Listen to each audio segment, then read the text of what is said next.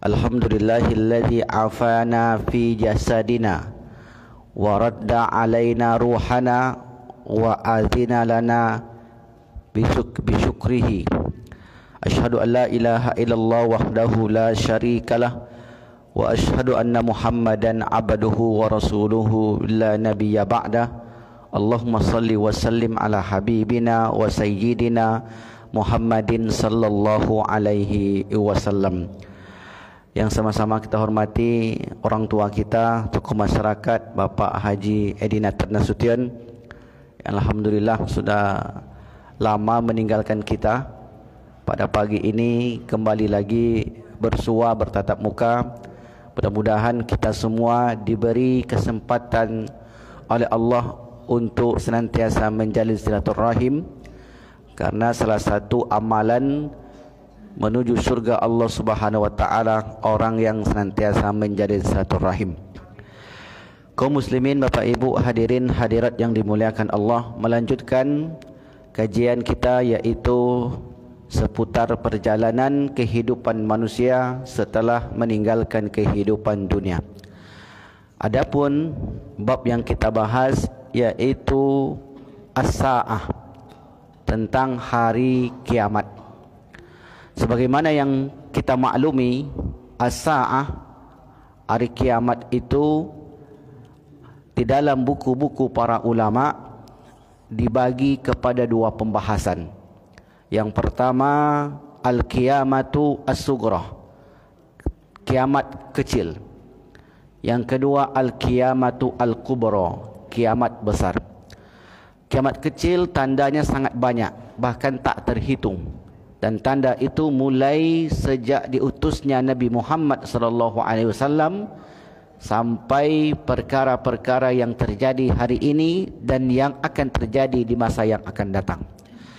Adapun tanda-tanda kiamat besar, kata Rasulullah SAW, innaha, sesungguhnya kiamat tak akan terjadi, lan takuma hatta tarawna, sehingga kalian melihat qablaha, sebelum itu, maksudnya sebelum alam semesta ini hancur luluh, kalian akan melihat asyra ayatin, 10 tanda.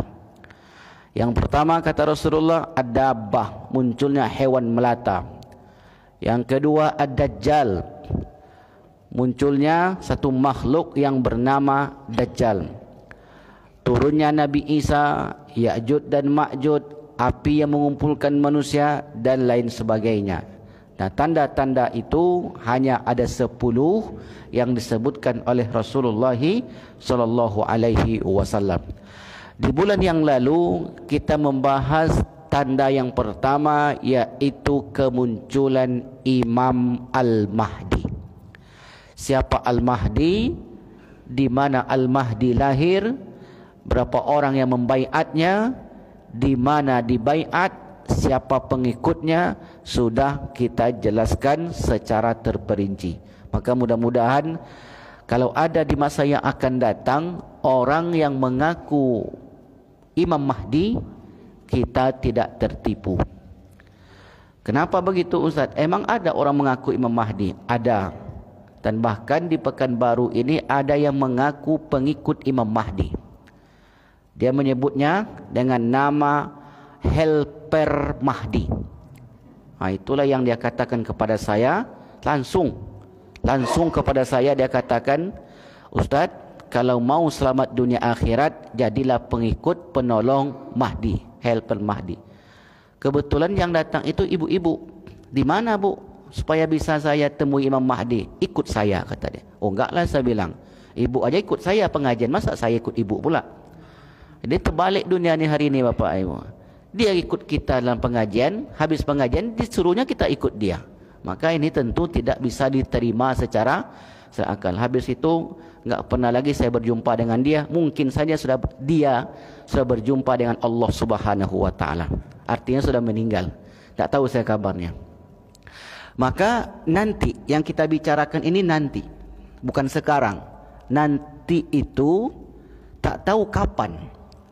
Tapi bukan berarti tidak terjadi, karena Nabi menyebutkan dalam banyak riwayat.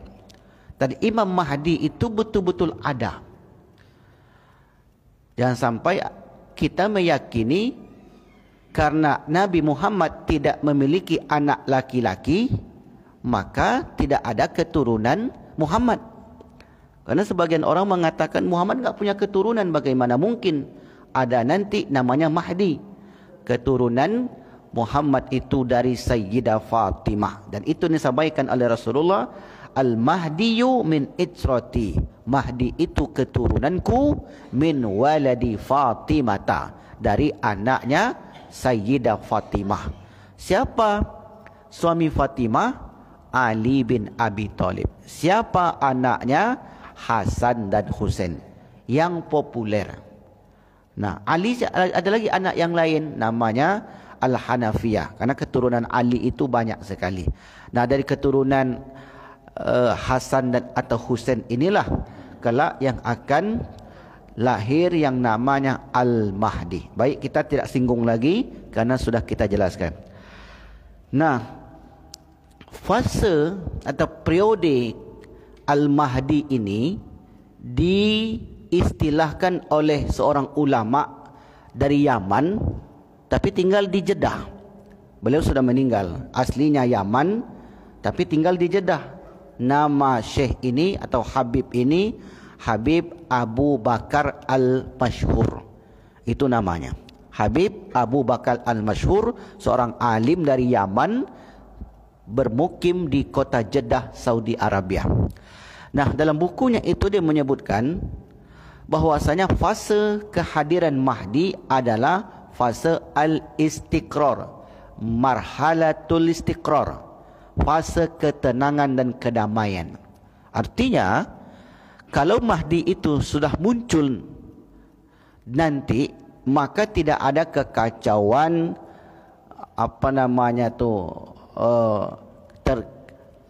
kekacauan dan ketertindasan bagi orang beriman.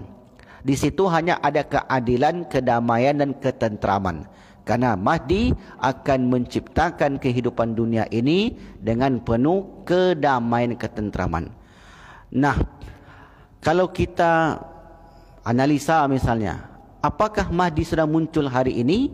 Kita tengok fenomena dunia. Apakah dunia ini aman, damai, sentosa, tentram, atau sebaliknya? Maka kita lihat sebaliknya, berarti belum muncul. Kapan damainya alam semesta ini? Wallahu alam bisawab. Nah, waktu tidak pernah disebutkan oleh Rasulullah SAW. Jadi fase keberadaan Mahdi disebut dengan marhalatul istiqrar, marhala ketenangan dan kedamaian. Maka setelah tenang, damai kehidupan manusia, maka datanglah perusak. Datanglah perusak. Perusak ini disebut dengan Dajjal. Ya, Dajjal itu secara bahasa artinya pendusta. Apa relasi hubungan antara pendusta dan perusak? Apa hubungannya? Ya jelas, karena orang yang berdusta itu pasti membuat kerusakan. Karena kebohongan dialah negeri ini rusak. Ini contoh. Karena kebohongan penguasa dunia inilah dunia ini hancur. Karena setiap kebijakannya tidak sesuai dengan ucapannya. Maka pendusta itu ujungnya adalah membuat kerusakan. Yusiduna fil ardi. Mereka membuat kerusakan di muka bumi ini. Maka oleh karena itu, Habib Abu Bakar Al-Masyhur menistilahkan kehadiran Dajjal dengan fase atau periode marhalatul hisar, masa-masa umat Islam terblokade. Terblokade ini maknanya seperti tembok terblok, blokade, seperti tembok terblok, orang tak bisa keluar masuk, orang tak bisa bebas beraktivitas. Itu namanya terblok. Maka ketika masa Dajjal itu muncul, umat Islam itu tak bisa berbuat. Kan itu maknanya terhalang, terblok, tidak bisa berbuat. Buat ini tidak bisa, buat itu tidak bisa. Di penjara. Bukan secara hakiki, bukan di penjara berbentuk bangunan, tapi pikirannya di penjara, geraknya di penjara, kreativitasnya di penjara, sehingga kemudian meskipun badannya bebas, pikirannya terkurung. Meskipun dia bisa kian kemari, tetapi inovasinya tidak bisa berkembang. Itu namanya penjara. Jadi penjara itu tidak selalu bermakna hakiki bentuk tembok besar. Ada orang yang hidup di dunia ini, dia bebas bisa kian kemari, tapi sesungguhnya dia terbelenggu. Itu namanya terpenjara. Maka di sini beliau mengatakan marhalatul hisar, masa blokade. Itulah masa di mana kehadiran Dajjal nantinya. Jadi kita definisikan Dajjal itu secara bahasa artinya penipu, pendusta secara makna. Adapun Al-Masih, seperti yang pernah ditanyakan oleh jamaah kita, Al-Masih artinya terusap atau mengusap, atau apa bahasanya, tertutup. Kenapa disebut terusap? Karena matanya yang terusap sebelah, tertutup sebelah. Itu sebabnya digambarkan oleh Rasulullah, Dajjal itu bermata satu. Mata satu ini mampu melihat isi dunia. Nah, maka kemudian ada ulama-ulama yang mengatakan, kenapa uang dolar itu bermata satu? Ini bukan hadis, bukan ayat. Ini hanya pemikiran ulama. Ada mengatakan itulah sistem Dajjal. Karena suatu sistem yang penuh dengan tipu muslihat, mampu mengontrol dunia. Dajjal itu begitu. Dajjal itu nanti bisa mengontrol dunia tanpa dia datang ke tempat tersebut. Maka dari sini ulama kita, para pemikir muslim, mencoba untuk memahami apa yang berlaku di alam semesta ini. Maka ini boleh saja diterima, boleh saja ditolak. Karena memang the new world order itu, tatanan dunia baru itu diatur oleh kekuatan dolar. Ya, meskipun mungkin kajian kita masuk Dajjal, tapi ada korelasi sedikit banyaknya dengan apa yang berlaku di dunia saat ini.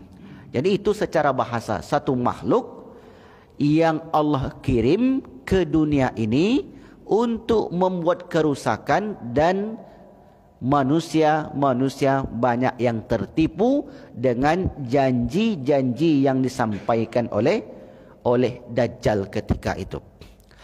Ada satu kisah yang sangat panjang sekali di dalam hadis Rasul. Kisah tentang seorang sahabat yang bernama Tamim Ad-Dari. Tamim Ad-Dari mendengar kabar bahwasanya seorang nabi sudah diutus di kota Madinah Al-Munawwarah. Lalu kemudian sekitar 30 orang At-Tamim Ad-Dari dan kawan-kawannya datang ke kota Madinah menggunakan kendaraan laut berlayar. Di tengah perjalanan, kapal yang ditumpangi oleh Tamim Ad-Dari dan kawan-kawannya ini terhempas gelombang. Akhirnya kemudian terdamparlah ke sebuah pulau terpencil. Kemudian mereka menginap sebentar di sana sembari memperbaiki kapal, sisi kapal yang rusak. Lalu kemudian mereka pun melihat satu gua. Mereka masuk ke sana. Sesampai di sana, bertemulah dengan satu ekor hewan, namanya Al-Jasasah. Dalam hadis itu disebutkan namanya Al-Jasasah. Al-Jasasah ini, ya, kalau kita boleh gambarkan seperti beruang. Dia besar tapi tak terlalu besar, tapi berjalan seperti kucing. Ini gambaran. Bulunya lebat sehingga kemudian susah membedakan mana kepala, mana ekor. Saking lebatnya bulu yang tumbuh di tubuh Al-Jasasah ini. Lalu kemudian Al-Jasasah ini berbicara dan menuntun Tamim Ad-Dari dan kawan-kawan menemui seseorang. Setelah mereka berjalan, bertemulah dengan sosok yang besar, kakinya terantai. Lalu kemudian fisiknya persis seperti fisik yang disebutkan oleh Rasulullah. Matanya satu, badannya besar dan terantai. Akhirnya kemudian tiba-tiba makhluk besar ini pun bertanya kepada kepada Tamim Ad-Dari dan kawan-kawan. Apakah sudah diutus seorang Nabi? Kata Tamim Ad-Dari, itulah tujuan perjalanan kami. Kami ingin menemui Nabi terakhir di seberang sana. Kata Dajjal, kata makhluk yang besar tadi, berarti sudah dekat ke kehadiranku ke dunia ini. Sudah mulai lepaslah belenggu-belengguku yang terikat, yang terantai hari ini. Lalu kemudian kami, kata Tamim Ad-Dari, bertujuan untuk menemui Nabi tersebut. Lalu terjadilah dialog yang sangat panjang. Pada intinya dialog itu, dia mengaku sebagai makhluk akhir zaman yang akan terbebas. Lalu setelah itu, Tamim Ad-Dari dan kawan-kawannya pun melanjutkan perjalanan setelah kapal diperbaiki. Ketika beliau bertemu dengan Rasulullah SAW, maka saat itu Rasul berkumpul dengan sahabat. Kebetulan bercerita tentang perihal Dajjal. Begitu Tamim Ad-Dari masuk majlis, lalu kemudian Tamim Ad-Dari menceritakan pengalamannya tadi. Bertemu dengan seorang, badannya besar, terikat terantai, matanya satu, ada satu makhluk namanya Al-Jasasa. Maka kata Rasulullah, apa yang disampaikan oleh Tamim Ad-Dari itu benar. Artinya apa? Rasul membenarkan kisah pengalaman Tamim Ad-Dari dan kawan-kawannya. Maka kemudian kata Rasulullah, maka nanti akan muncul seorang laki-laki yang matanya satu, bertuliskan di jidatnya kafaro. Kata para ulama, tulisan kafaro itu yang dibaca kafir, tidak tulisan berbentuk letterlek. Tidak tulisan yang betul-betul muncul. Tetapi itu adalah kiasan bahwasanya hanya sebagian orang saja yang tahu ini Dajjal, ini bukan Dajjal. Karena bukan berarti seperti yang di YouTube yang kita tengok, ada kepala bertuliskan kafaro. Tidak seperti itu sebenarnya. Tulisan itu dibaca oleh orang-orang beriman. Karena tulisan itu tersurat bukan tersirat. Terbalik, tersirat bukan tersurat. Jadi tulisan itu bukan nyata, nampak ada di jidat, tetapi itu dibaca oleh orang-orang beriman. Akhirnya kemudian di situ berdirilah Umar bin Khattab, ya Rasulullah, kalau memang Dajjal itu muncul hari ini, biar saya yang membunuh. Nah, di zaman itu ada seorang anak kecil. Ada seorang anak kecil yang mirip sekali dengan fisik Dajjal. Saya lupa namanya, Ibnu Sayyad. Di cerita tentang Ibnu Sayyad. Ibnu Sayyad ini seorang anak yang mirip dengan Dajjal. Akhirnya kemudian kata Umar bin Khattab, ya Rasulullah, izinkan saya untuk membunuh Dajjal. Kata Rasulullah, engkau tidak akan bisa membunuh Dajjal. Karena Dajjal itu hanya mati di tangan seorang hamba Allah yang tidak memiliki ayah, yaitu Nabi Isa alaihi salam. Maka nanti Bapak Ibu, hubungan Imam Mahdi, Dajjal dan Nabi Isa ini tak bisa dipisah. Kemunculannya itu berunut, berentet. Imam Mahdi, Dajjal, kemudian Nabi Isa alaihi salam. Maka sebelum kita masuk tentang perperangan antara Dajjal yang di belakangnya orang-orang Yahudi dan Nabi Isa di belakangnya Imam Mahdi beserta kaum muslimin, maka kita jelaskan terlebih dahulu tanda-tanda kemunculan Dajjal. Apa tanda-tanda kemunculan Dajjal? 1. Hadis riwayat Imam Abu Daud disebutkan bahwasanya munculnya Dajjal atau keluarnya Dajjal setelah terbebasnya Roma, Konstantinopel. Bukan Konstantinopel yang di Turki. Konstantinopel yang dimaksud di sini adalah Romawi. Terbebasnya Roma. Umat Kristiani di zaman itu ataupun orang-orang yang berada di sekitar Roma ketika itu sudah banyak yang memeluk Islam. Dan hari ini kata jamaah kita yang sudah sampai ke sana, keinginan atau euforia, keinginan manusia untuk memeluk Islam semakin tinggi. Di Eropah itu semakin besar. Di Perancis, di Inggris, di Itali, di Jepang, hari ini orang masuk Islam itu sangat ramai sekali. Maka ketika itu Bapak Ibu yang dimuliakan Allah, Roma akan jatuh ke tangan kaum muslimin. Ini berdasarkan hadis yang kita baca. Sekali lagi kita tidak menyebutkan kapan terjadi, nanti. Itu hanya nanti. An Mu'adz bin Jabal qala Rasulullah umranu Baitul Maqdis kharabu Yathrib. Makmurnya Baitul Maqdis pertanda runtuhnya kota Madinah. Kota Madinah yang hari ini sangat makmur, ketika itu kharab, mulai rusak. Ada yang memaknai rusak secara fisik, ada yang memaknai rusak secara sistem. Karena rusak itu bisa bermakna fisik yang rusak, bisa saja hubungan sosial yang rusak, sistemnya yang rusak. Wa kharabu Yathrib khurujul malhamah, dan rusaknya, hancurnya kota Madinah tanda munculnya perperangan besar, namanya al-malhamah, perang besar di akhir zaman. Wa khurujul malhamah, dan munculnya perang besar, Fathu Konstantiniyah, terbebasnya Konstantinopel Romawi. Jadi Malhamatul Kubra itu, perang besar itu, orang barat sendiri menyebutnya dengan nama Armageddon. Jadi perang besar itu namanya Armageddon. Nah, dalam Islam disebut malhamah, perang besar. Dan tanda perang besar itu mengisyaratkan munculnya, terbebasnya Konstantinopel, dan terbebasnya wafathu Konstantiniyah khurujud Dajjal. Terbebasnya Konstantinopel itu pertanda Dajjal akan keluar. Ini tanda yang pertama.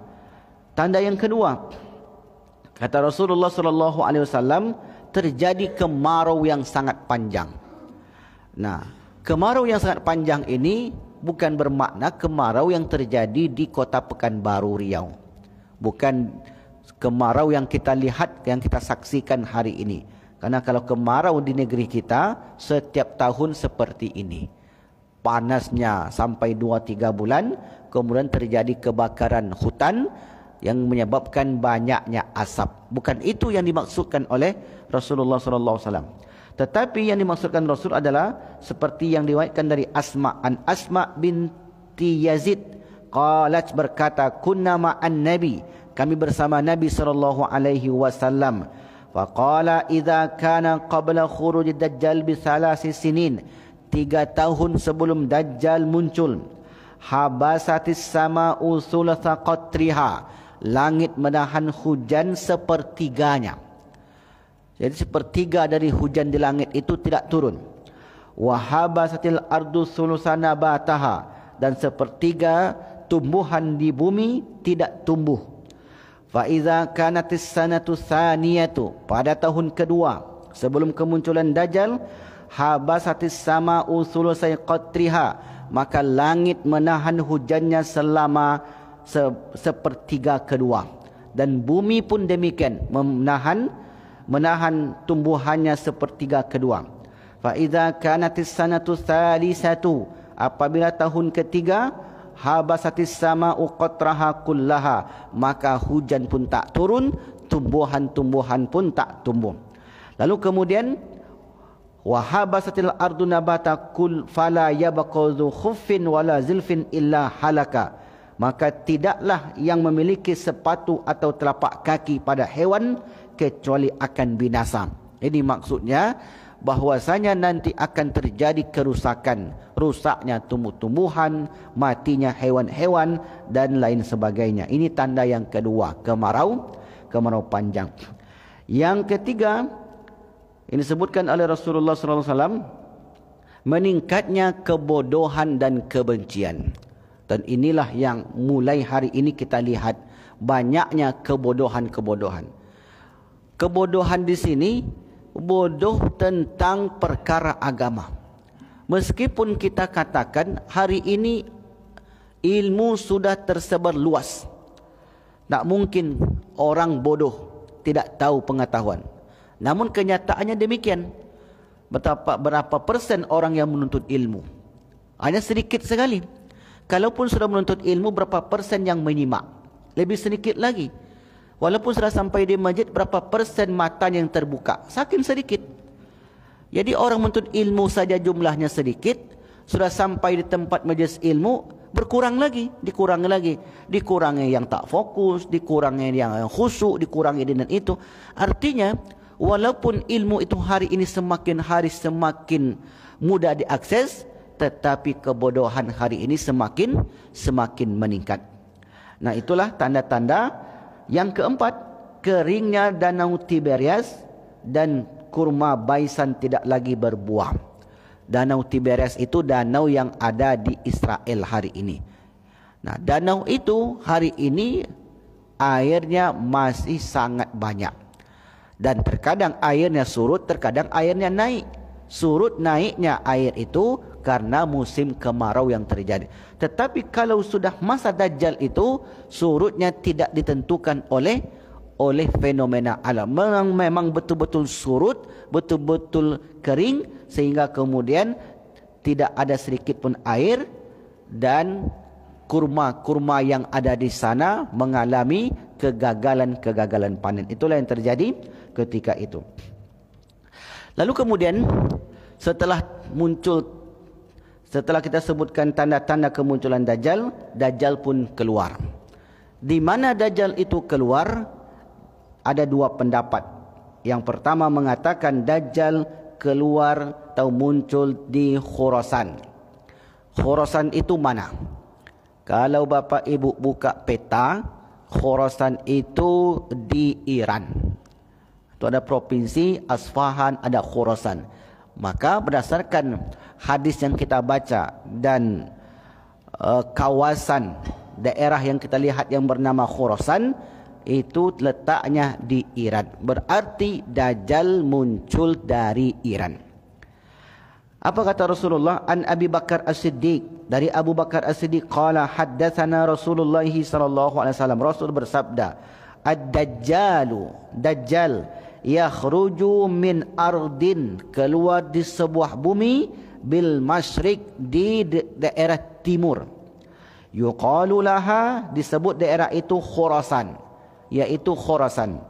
Yatba'uhu aqwamun, yang diikuti oleh satu kelompok manusia, ka'anna wujuhahum al-majanu al-mutraqatu, yaitu wajah mereka seperti tameng yang dilapisi kulit, mukanya bulat. Adapun yang kedua, pendapat yang kedua, Dajjal muncul antara Irak dan Syam.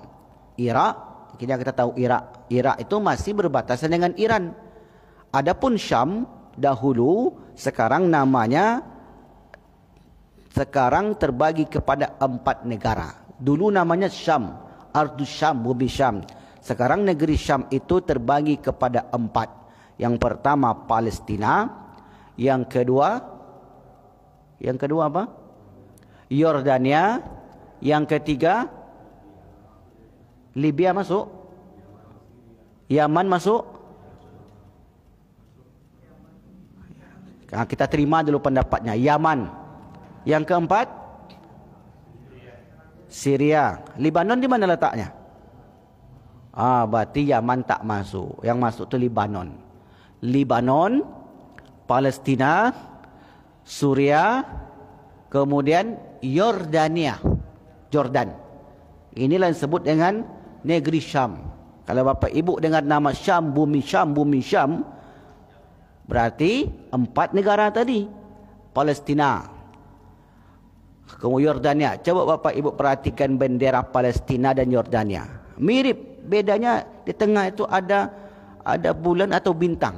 Itu aja bedanya. Bendera Palestina dengan bendera Yordania. Kemudian Syria dan Libanon.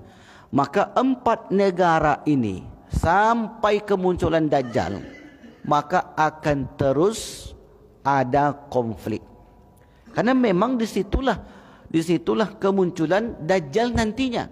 Nah, kemunculan Dajjal ini diinisiasi oleh pengikut-pengikut mereka. Siapa pengikut Dajjal? Kalau tanda-tandanya tadi sudah kita bacakan. Siapa pengikut Dajjal? Sebentar sebelum kita sebutkan, kita baca hadis yang tadi. Antara Iraq dan Syam. An-Nawas ibn Sam'an, dari Nawas bin Sam'an qala, berkata, zakara Rasulullah sallallahu alaihi wasallam, Rasul menyebutkan ad-dajjal zata ghadatin, bahwasanya Dajjal muncul, innahu kharijun khallatan baina Sya'mi wal Iraq, bahwasanya Dajjal muncul antara Iraq dan antara Syam dan Iraq. Fa'atha yaminan wa atha shimalan ya ibadallah fasbutu, maka kemudian Dajjal itu nanti akan pergi ke kiri, maksudnya dia akan kuasai sebelah kirinya, dia akan kuasai sebelah kanannya. An Anas ibn Malik, dari Anas bin Malik, anna Rasulullah qala yatba'ud dajjal min yahudi Asfahan, yang akan mengikuti Dajjal itu adalah kaum Yahudi dari Asfahan. Coba Bapak cari, di mana Asfahan? Iran. Jadi Asfahan itu Iran, Khurasan juga di Iran. Tapi bukankah Iran itu membela kaum muslimin, Ustaz? Kan banyak yang mengatakan demikian. Kalau dikaji lebih jauh, maka sebenarnya kehadiran mereka bukan membela. Kalau memang membela, mengapa serangan mereka itu terhenti? Padahal semakin hari korban berjatuhan, semakin hari syahid karena kelaparan. Anak-anak Gaza itu mereka banyak yang meninggal karena gizi buruk, tidak diperbolehkan makanan masuk ke sana. Kalau memang Iran itu betul-betul ingin membela orang-orang yang berada di Gaza, mestinya sudah lama mereka lakukan itu. Artinya apa? Ketika Iran itu diserang, mereka juga ada kepentingan membela keutuhan negeri mereka. Lalu kemudian karena ini namanya politik, macam-macamlah narasi yang dibangun. Intinya kalau di dalam pemahaman saya, keberadaan Iran itu bukan membela orang-orang yang berada di Palestina. Pengikut kaum Yahudi, yaitu pengikutnya kaum Yahudi, sab'una alfan alaihi muttayalisa, jumlah mereka sekitar 70.000 yang memakai selendang. Yang kedua pengikut Yahudi yaitu aliran-aliran sesat. Maka aliran sesat itu jangan sampai ada, jangan sampai berkembang di negeri kita, khususnya negeri Melayu, negeri Pekanbaru Riau ini. Kullama kharaja qarnun quti'a aktsaru min isrina marratan hatta yakhruja fi iradihim ad-dajjal. Aku mendengar Rasulullah bersabda, setiap kali keluar tanduk dan akan dipotong. Tanduk di sini sebagai kiasan, ketika muncul aliran sesat, maka disitulah setiap kali muncul aliran sesat, setiap kali keluar tanduk akan dipotong dan diucapkan sebanyak 20 kali sehingga Dajjal keluar dari barisan-barisan mereka. Jadi keluar dari barisan-barisan aliran-aliran sesat. Itu yang kedua. Yang ketiga, pengikutnya adalah kaum perempuan. Jadi ibu-ibu banyak pengikutnya nanti. Kenapa bisa, Ustaz, ibu-ibu banyak pengikutnya? Kenapa tidak bapak-bapak? Karena secara psikologi kaum perempuan itu lebih mudah tertipu. Secara psikologi. Mana buktinya, Ustaz? Buktinya begini. Suaminya, ini bukti kaum perempuan itu mudah tertipu. Apa kata suaminya? Abang lihat adik wanita yang paling cantik di dunia ini. Umurnya sudah berapa istrinya? Sudah 60 tahun. Tidak ada yang lebih cantik dibanding adik di dunia ini. Itu kata suaminya. Saya tanya ke ibu-ibu, itu betul tak, Bu? Betul. Mana betul? Depan ibu aja ngomong begitu, dia sampai keluar nanti banyak yang cantik. Tapi kan senang, perempuan itu senang. Ya karena itulah mudah tertipu. Sebenarnya kalau dikatakan jujur, tidak mungkin. Karena yang namanya laki-laki itu, Bu, walaupun sudah putih jenggot kumis kepalanya, yang cantik tetap cantik. Tidak akan berubah, Pak. Selera sama seperti yang dulu, cuma kemampuan tidak ada. Takutlah, itulah, ini. Mana bisa mata yang dulu ketika muda dengan sekarang tu sama enggak, Pak? Kenapa ibu pula jawab? Saya tanya bapak-bapak. Ibu pula yang jawab. Tetap sama. Tak bisa dia berubah, Bu. Yang cantik itu tetap cantik di matanya. Cuma dia tak mau mengatakan seperti itu. Karena tak bagus. Tak elok seorang suami mengatakan cantik perempuan lain di depan istrinya. Dia pasti mengatakan engkaulah yang terbaik. Tapi kemudian senanglah perempuan itu. Nah, disitulah perempuan muda tertipu. Nah, kalau yang seperti itu ya tak ada masalah. Dia katakan istrinya baik. Tapi kalau kita kaji secara luas, datang pemikiran seperti atau datang budaya dari luar, maka yang banyak pengikutnya anak-anak muda, anak-anak perempuan. Kaum mudi-mudi. Kalau muda bukan muda-mudi. Kaum perempuan yang banyak pengikutnya. Karena lebih mudah terpengaruh dengan tipu daya Dajjal. Karena seperti yang saya katakan tadi, Dajjal itu penipu. Maka yang mudah tertipu orang yang menggunakan perasaan. Nah, sementara laki-laki banyak yang tidak memakai perasaan, dia memakai logika. Di situlah perbedaannya. Maka kata Rasulullah sallallahu alaihi wasallam, yanzilu Dajjal muncul fi hadhihi sabakhati bi mariqanah. Fayakunu aktsaru may yakhruju ilaihi an-nisa. Yang paling banyak pengikutnya adalah perempuan. Karena memang di akhir zaman jumlah perempuan itu berkali lipat. 1:40. Memang banyak jumlahnya. Kalau di masjid ini kita tengok banyak laki-lakinya. Nah, sesungguhnya kalau kita tengok data hari ini, perempuan itu lebih banyak dibanding laki-laki. Jadi wajar juga pengikutnya nanti banyak kaum perempuan. Kaum perempuan yang mana? Kaum perempuan yang lemah imannya. Kaum perempuan yang tidak paham agama.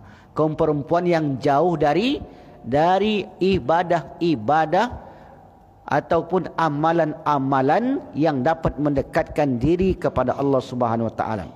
Hatta inar rajula, sehingga seseorang laki-laki suaminya la yarji'a ila hamimihi wa ila ummihi wa banati wa ukhti wa ammati, datang menemui ibunya, bibinya, anaknya, adiknya untuk menasihati mereka. Bahkan mereka itu diikat, fayusikuhu ribatun, diikat di tiang-tiang. Maksud hadis ini bukan betul-betul diikat, ibu. Nanti dipahami pula berarti supaya perempuan ini tak terpengaruh dengan Dajjal, Ustaz, kita ikat isteri kita ni, Ustaz. Bukan itu maknanya. Bukan diikat secara fisik, tetapi pemikirannya yang diikat, imannya yang diikat agar tidak lepas. Nah, makhafatan an takhruja ilaihi, karena takut kalau tidak diberi pengetahuan lepas, maka mereka datang mengikuti Dajjal. Itu yang keberapa? Yang pertama tadi pengikutnya orang-orang Yahudi. Yang kedua aliran-aliran sesat. Yang ketiga kaum perempuan yang lemah imannya. Yang kelima orang-orang munafik. Sudah. Masa berkuasa. Begitu lengkapnya ajaran Islam itu, Bapak Ibu. Menceritakan secara detail namanya siapa, kemudian bagaimana ciri fisiknya, tanda kemunculannya, di mana dia keluar, kemudian siapa pengikutnya. Sekarang masa berkuasa. Riwayat pertama, kita bacakan hadisnya. Qala ya Rasulullah wa ma labsu fil ardi, berapa lama dia berkuasa di muka bumi ini? Arba'una yauman, 40 hari saja, kata Nabi. Yaumun kasanatin, satu hari itu terasa 1 tahun. Berarti sulit kehidupan ketika itu. Wa yaumun kasyahrin, ada yang merasakan satu hari itu terasa 1 bulan. Wa yaumun kajumu'atin, dan satu hari itu terasa 1 pekan. wasairu ayyamihi ka ayyamikum, hari-hari kalian seperti hari-hari mereka. Jadi seperti itulah keadaan orang menghadapi ketika kemunculan Dajjal. Cara berlindung dari Dajjal. Yang pertama, berlindung dari Dajjal orang atau tempat Mekah dan Madinah. Mekah dan Madinah tidak dimasuki Dajjal. Laisa min baladin illa sayatuhu ad-Dajjal. Tidak ada bumi ini kecuali akan dikuasai oleh Dajjal. Illa Makkata wal Madinata, kecuali Mekah dan Madinah. Laisa lahu min niqabiha naqabun illa alaihi malaikatu safina yahrusunaha. Tidak ada satu pun celah yang bisa mereka masuki, karena malaikat selalu menjaganya setiap saat. Jadi malaikat itu berputar-putar menjaga Mekah dan Madinah. Maka orang yang berada di Mekah dan di Madinah selamat dari tipu daya Dajjal. Yang kedua, Baitul Maqdis. Baitul Maqdis sampai hari kiamat tidak akan pernah dikuasai oleh Yahudi sepenuhnya. Ketika mereka ingin menguasai, akan selalu ada pejuang-pejuang yang akan menyelamatkannya, yang membebaskannya. Kata Rasulullah SAW, innahu sayazhar, sungguhnya Dajjal akan muncul, saufa yazharu alal ardi kulliha, dia akan menguasai seluruh bumi, illal harama wa baital maqdis, kecuali bumi haram, tanah haram Mekah Madinah dan Baitul Maqdis. Wa innahu yahsurul mu'minina fi Baitul Maqdis, dan mereka akan memblokade, mengepung orang-orang beriman yang berada di Baitul Maqdis. Fayuzalziluna zilzalan syadidan summa yuhlikullahu wa junudahu, kemudian Allah datangkan gempa yang dahsyat sehingga kemudian Allah matikan mereka, Allah matikan Dajjal dan pasukannya yang ingin menguasai Baitul Maqdis. Itu yang ketiga, Mekah, Madinah, Baitul Maqdis. Nah, kalau hanya 3 tempat ini, maka bagaimana dengan nasib yang lain? Nasib kita lah umpamanya. Bagaimana dengan nasib kita? Apakah kita bisa selamat dari tipu daya Dajjal? Maka Rasul memberikan amalan untuk kita. Bagi kita yang tidak tinggal di 3 tempat tadi, ada amalan untuk terhindar dari Dajjal dan sistem Dajjal. Yang pertama, yaitu membaca doa. Doa khusus tentang berlindung dari Dajjal. Doanya, Allahumma inni a'udzubika min azabil qabri wa min azabi jahannam wa min fitnatil mahya wal mamat wa min syarri fitnati masihi ad-Dajjal. Ini satu. Makanya Bapak Ibu yang dimuliakan Allah, hendaklah membaca doa ini di setiap solat sebelum salam. Setiap solat, solat wajib maupun solat sunnah, agar terhindar dari Dajjal dan tipu dayanya. Hendaklah dibaca ini dan ajarkan kepada anak-anak kita agar terhindar dari sistem Dajjal, sistem yang penuh dengan tipu muslihat. Yang kedua, amalannya ialah membaca surat Al-Kahfi 10 ayat pertama. Ada riwayat mengatakan boleh baca 10 ayat terakhir. Itu jumlah minimum.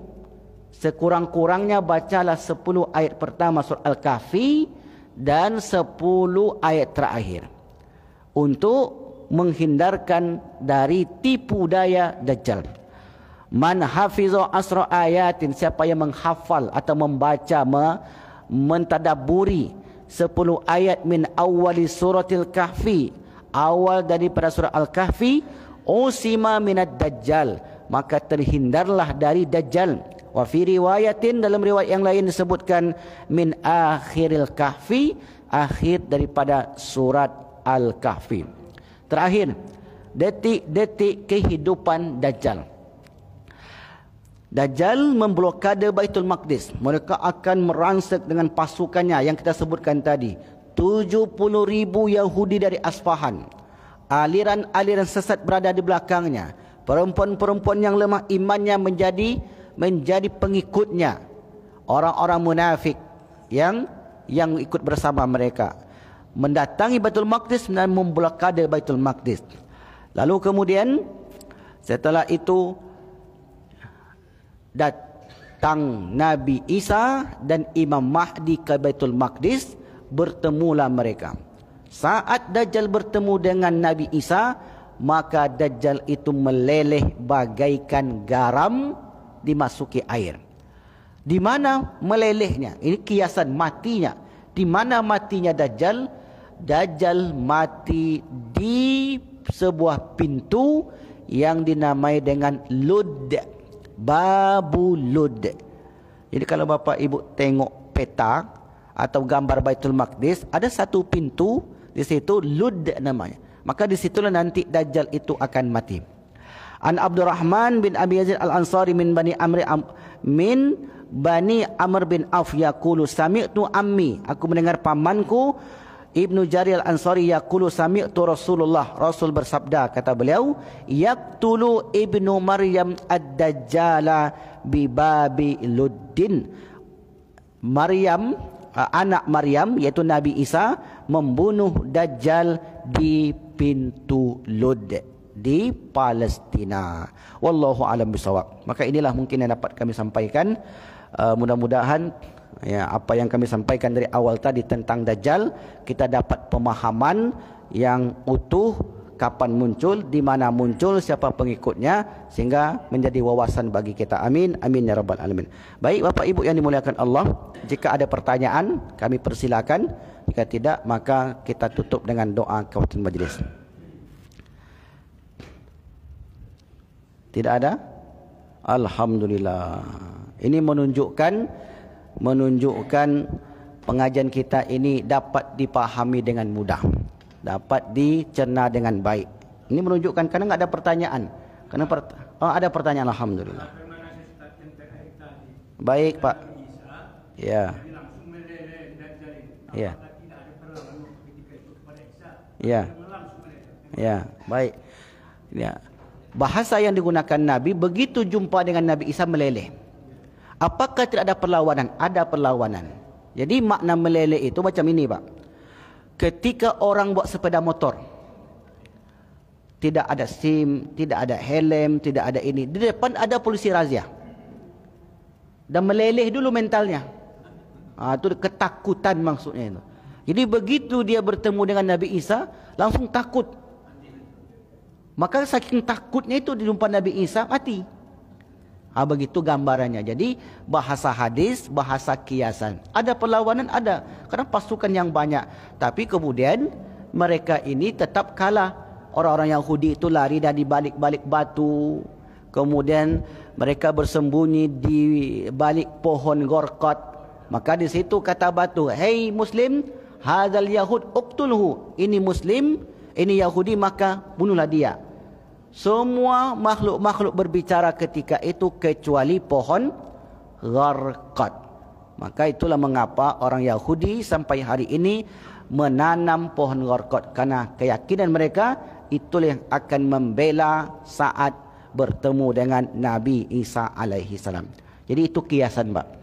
Baik, terima kasih atas pertanyaan yang kita tutup dengan doa kafaratul majlis. Subhanakallahumma wa bihamdika asyhadu an la ilaha illa anta astaghfiruka wa atubu ilaik.